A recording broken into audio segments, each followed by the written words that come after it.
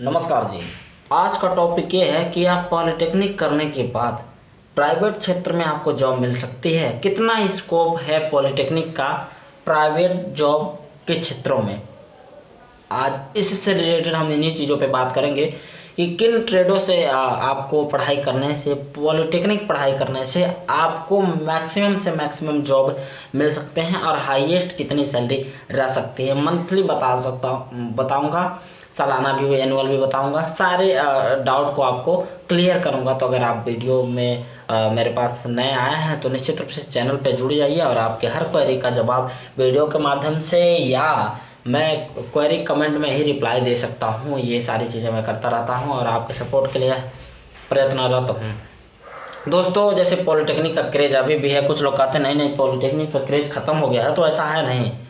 अभी बहुत ही ज़्यादा क्षेत्रों में आप देखेंगे, इंडस्ट्रियल एरिया है, इंडस्ट्रियल एरिया में पॉलिटेक्निक वालों को as a training, DT, fresher और एज अप्रेंटिस रखते हैं वो लोग।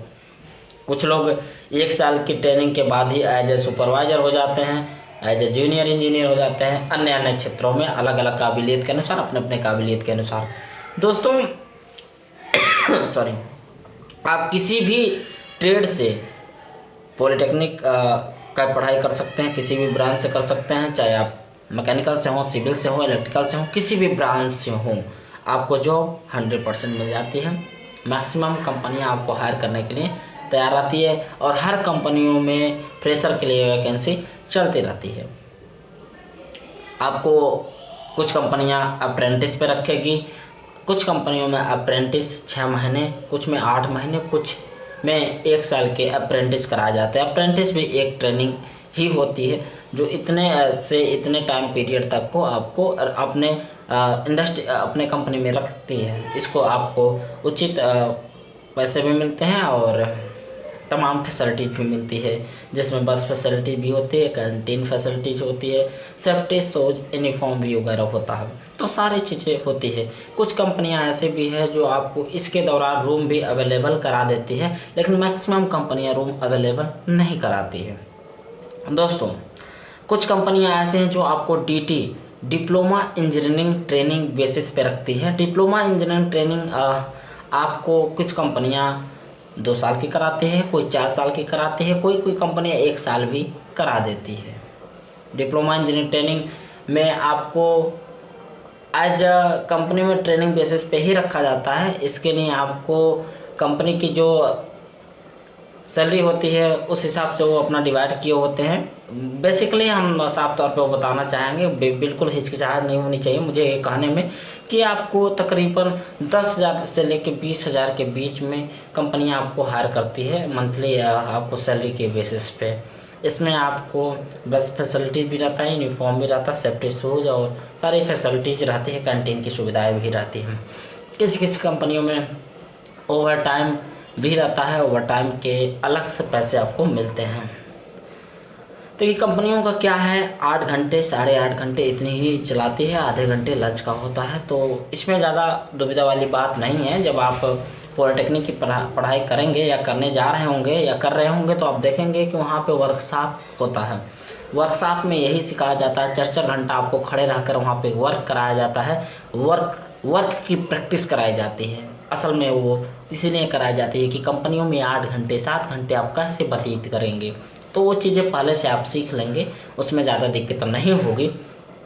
देखिए, अगर ऑटोमोबाइल कंपनियों की हम बात करें तो उसमें आप चाहे इलेक्ट्रॉनिक ब्रांच से हों, चाहे मैकेनिकल से हों, चाहे आप इलेक्ट्रिकल से हों, सभी लोगों को वो हायर कर लेती है।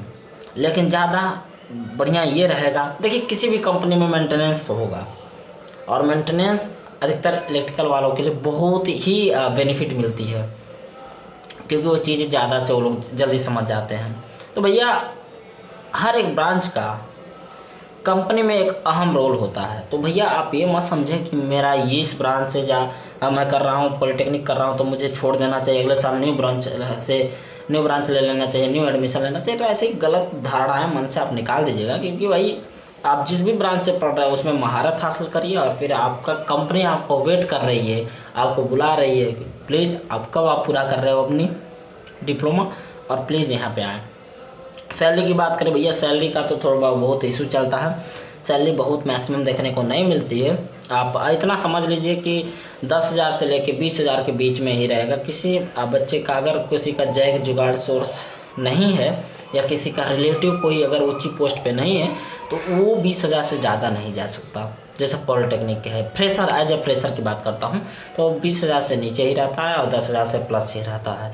तो इतनी सैलरी आपको मिल जाती है। और इसमें भी कोई अगर सैलरी को लेकर कोई क्वेरी होगी तो आप निश्चित रूप से पूछ लीजिएगा। कंपनी में काम क्या करना होता है, ये आप बहुत ही बेसिक क्वेश्चन है। सभी लोग पूछते हैं कि कंपनी में काम क्या करना होता है, कैसे रहना होता है। तो देखिए किसी किसी कंपनी में कैसे काम करना होता है इसका तो अलग वीडियो में मैं बताना चाहूँगा, लेकिन थोड़ी सी डिटेल मैं यहाँ दे रहा हूँ कि कंपनी में काम का क्या रूटीन होता है। देखिए अधिकतर कंपनियाँ 4 शिफ्टों में चलती है। 4 शिफ्टों का मतलब होता है A, B, C शिफ्ट, ठीक है। 3 शिफ्ट हो गया A, B, C और एक हो जाता है जनरल शिफ्ट, ठीक है।